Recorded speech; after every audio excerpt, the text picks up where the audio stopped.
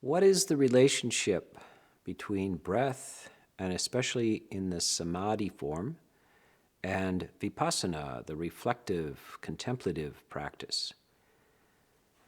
These days, mostly, you will encounter many courses and schools of practice which are exclusively named vipassana practice. They use breath meditation, and it's exclusively directed away from the cultivation of deep states of serenity, known as samadhi or jhana, directed away from it or past it to vipassana.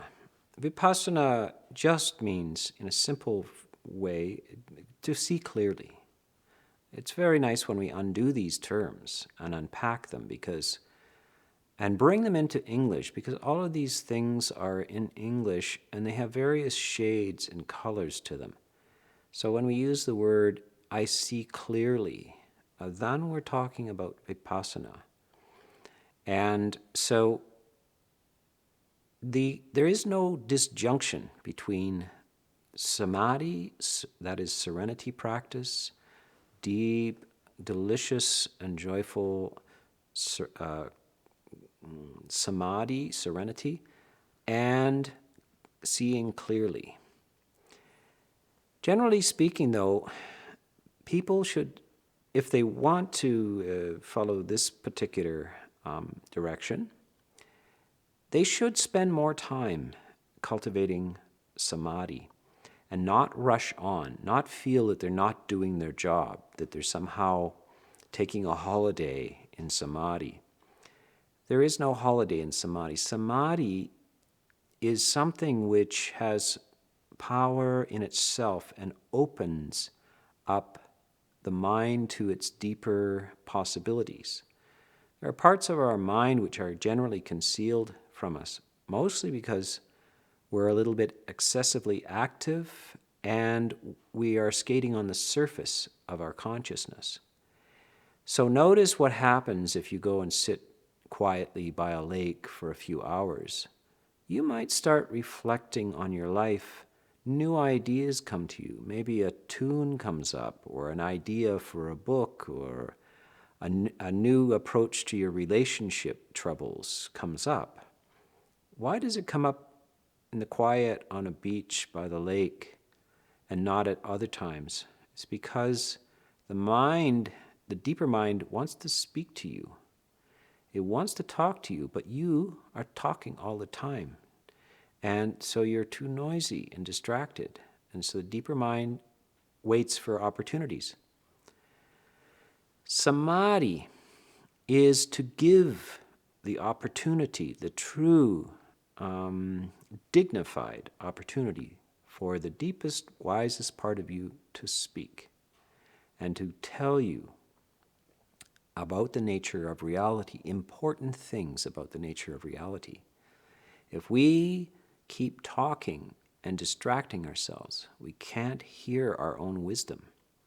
And so samadhi is a very important clearing house to allow the presentation of profound truths that will actually affect your life. Now, we've read wise things. How many times have we read the basic Buddhist diagnosis of reality as everything is impermanent, everything is substanceless, everything is unsatisfactory? And we nod. It seems to be a wise and grand thing to say, but it doesn't transform us. This is the thing. There is no samadhi there. It's not transformative because the deeper mind hasn't got a hold of it, turned it over, imbibed it, and being transformed by it. And that's because samadhi is not there. So I don't care how long it takes, if it's a week, a month, a year, a decade, several decades, if we do not go through this process of making the mind work at a different stage of consciousness, a supernormal state of consciousness, you're not going to get the clarity of true seeing. The vipassana is not going to arise. And this is basically how that I feel it's been skated over too quickly in many schools, and they must take more time and indulge. Now, this is an indulgence because it's a very beautiful experience as well. Samadhi is not work, it's reward. And it's the reward of the proper practice of mindfulness. It's the resultant of mindfulness. Mindfulness is not the end object. Mindfulness leads to samadhi. Samadhi leads to wisdom, which is another form of saying vipassana, or the rising of clear-seeing insight. So, the primary talk on breath, this series of talks on breath, is to bring you to the full understanding of the importance of samadhi, serenity, and the rapturous quality of this. And it is a benefit here and now. It is a fruit of the path. It is a profound enjoyment. It's something, I must say, if you attain it, congratulations, you're not normal anymore. And this non-normality is going to make you not normal permanently if it works well, because you're going to wise up.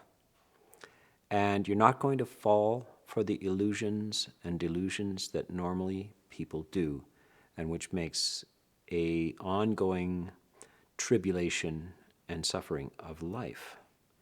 So this is the important relationship between this samadhi and vipassana, or shall we say, the delight of serenity, rapturous serenity, and seeing clearly.